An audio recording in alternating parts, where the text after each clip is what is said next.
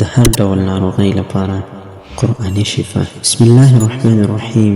ګرانو ورونو او خویندو، آیا تاسو کله هم داسې احساس کړی چې طبیعي درملو او عصري علاجونو ته مو رجوع کړې وي خو بیا هم شفا مو نه وي ترلاسه کړې؟ آیا تاسو د داسې ناروغۍ سره مخ یاست چې دواو کمزوري کړي یې خو درملنه مو نه دی شوې او تاسو د الله تعالی له لوري څخه حقیقي شفا غواړئ؟ نو زه نن درته تاسې یو پیاوړي قرآني درملنې راز درکوم چې یو داسې الهامي طریقه در وښایم چې زموږ د بدن، زړه او نور څومره مرضونه چې دي ټولو ته شفا ورکوي. دا یوه داسې لاره دی چې په خپله الله جل جلاله موږ ته ښودلې او محمد صلی الله علیه وسلم او صحابه کرامو، تابعینو او د دین علما ورباندې عمل کړی دی. په دې ویډیو کې به زه تاسو ته د قرآن کریم هغه آیاتونه در وښایم چې د هر ډول ناروغۍ لپاره شفا لري. دا آیاتونه نه یوازې تلاوت کولی شئ بلکې تاسو یې لیکلی هم شئ، تعویض هم ترې جوړولی شئ او ان تر اوبو سره یې څښلی هم شئ. نو مهرباني وکړئ دا ویډیو تر پایه وګورئ، ځکه چې دلته به زه تاسو ته داسې یو روحاني درملنې طریقه در وښایم چې تاسو به مخکې نه وي اورېدلې. نو د هر څه نه مخکې درته د خوږ پیغمبر حضرت محمد مصطفی صلی الله علیه وسلم مبارکه او نه هېرېدونکې تحفه وړاندې کوم چې عبارت دی له السلام علیکم ورحمة الله وبرکاته. بعد له سلامه، خدای دې وکړي چې روغ او جوړ به وئ او د صحت جامې به مو پر تن وي. رحمتل خوشحاله او سوکاله لره، لا مو خوشحالي نصیب وګرځوه. عزتمند مسلمانانو ورونو، یو ځل بیا زه وحید الله درویش تاسو په حضور کې حاضر شوم. ګرانو دوستانو، الله جل جلاله په خپله فرمایي وننزل من القرآن ما هو شفاء ورحمة للمؤمنین. وایي موږ له قرآن څخه هغه څه نازل کوو چې مؤمنانو ته شفا او رحمت دی.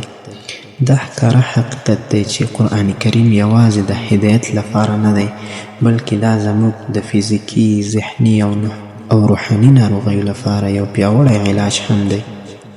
حضرت محمد صلی الله علیه وسلم فرمایي علیکم بالقرآن فإنه شفاء. وی پر تاسو لازم دی چې قرآن کریم ونیسئ ځکه چې دا شفا دی. نو په دې اساس که هره ناروغۍ لرئ نو قرآن کریم ته رجوع وکړئ ځکه چې دا د الله تعالی کلام دی او په خپله الله جل جلاله د شفا تضمین ورکړی دی.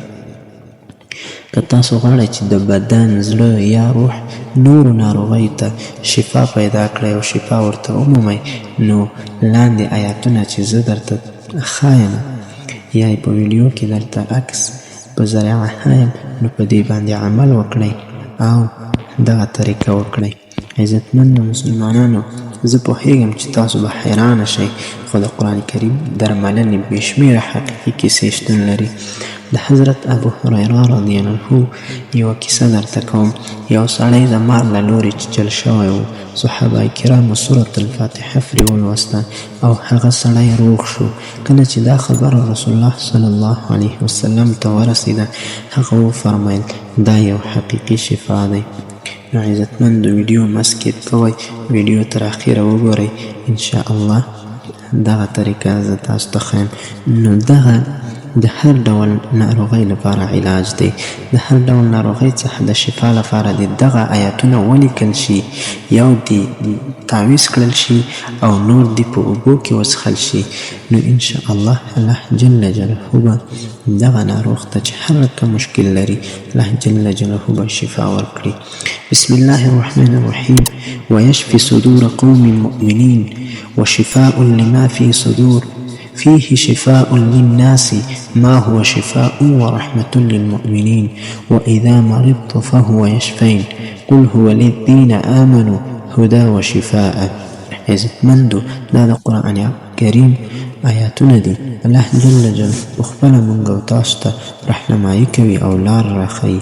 نو موږ او تاسو د هر ډول ناروغۍ علاج په قرآن کریم کې پیدا کولی شو. ګرانو دوستانو، دغه ویډیو یوازې د معلوماتو لپاره نه وه بلکې ستاسو د ژوند بدلولو لپاره. که تاسو یا ستاسو عزیزان د کومې ناروغۍ سره مخ دي نو دا قرآني طریقه عملي کړئ. قرآن یوازې کتاب نه دی بلکې دا د نړۍ تر ټولو پیاوړی درمل هم دی. الله جل جلاله خپله فرمایي چې دا شفا ده، نو تاسو هم پرې باور وکړئ. که چیرې تاسو دا ویډیو تر پایه ولیدله نو دا عمل وکړئ او خپله تجربې له موږ سره شریکې کړئ. که غواړئ نور مسلمانان هم له دې قرآني درملنې خبر شي نو دا ویډیو شیر کړئ. کومه پوښتنه لرئ لاندې راته ولیکئ، زه به ستاسو پوښتنو ته جواب درکړم. که تاسو زموږ د نورو اسلامي ویډیوګانو لیدل غواړئ نو زموږ چینل سبسکرایب کړئ. الله جل جلاله موږ ټولو ته شفا راکړي. امین یا رب العالمین.